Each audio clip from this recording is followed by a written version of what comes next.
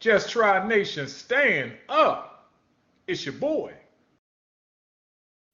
Good morning, my brothers and sisters. It's your boy.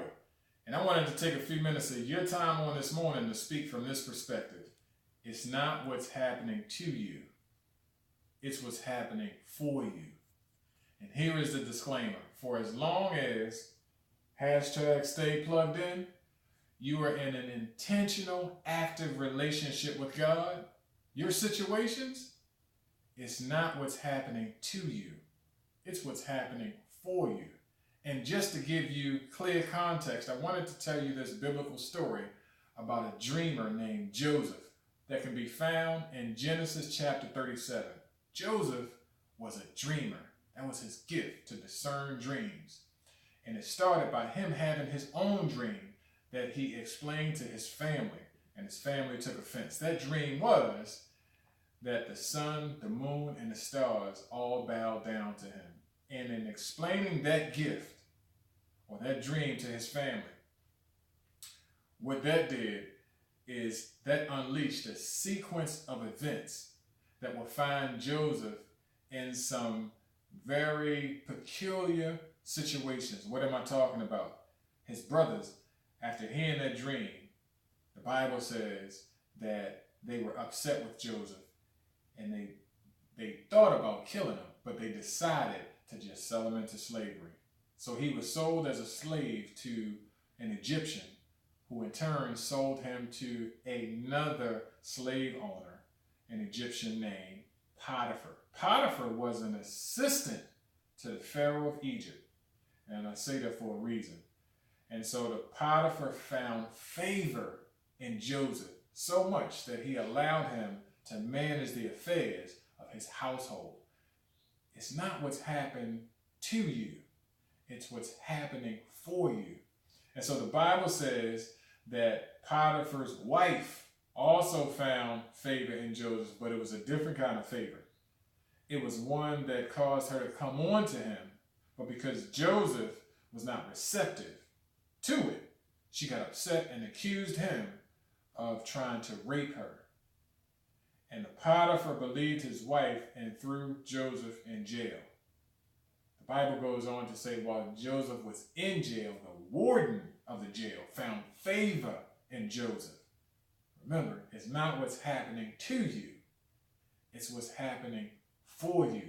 And so the warden would allow Joseph to manage the jail.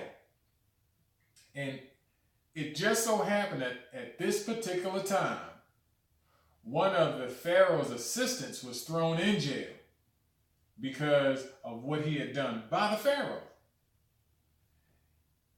The Pharaoh's assistant had a dream, and Joseph would be the one to discern his dream, which essentially said that he would be reinstated back to working for the Pharaoh. And what do you know? The cupmaker, that's how he is described, was reinstated to his job working for the Pharaoh. And while he was working for the Pharaoh, remember, it's not what's happening to you, it's what's happening for you. When he was reinstated back to his job for the Pharaoh had a dream. Look at this positioning for Joseph. The Pharaoh couldn't find any of the wise men to discern his dream, and the cupmaker remembered Joseph. The cupmaker told the Pharaoh about Joseph, and the Pharaoh summoned Joseph to his palace and asked Joseph if he would be able to help.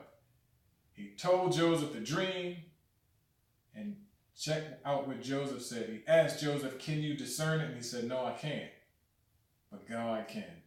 What is that really telling us? All of our talents are God-given talents, and God deserves all credit and all glory. Joseph used his godly gift to discern the Pharaoh's dream. And what do you know? The Pharaoh put Joseph second in charge of all of Egypt, a position where others would bow down to him. Does that sound consistent with the beginning? Isn't that something?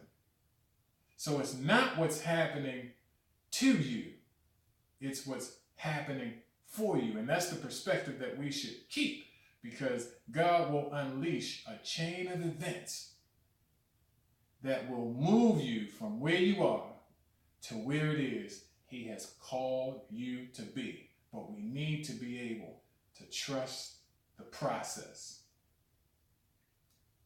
That's it. It's not what's happening to you. It's what's happening for you. I know it's hard, but the only thing God really wants us to do, bam, just try. It's your boy. Be blessed.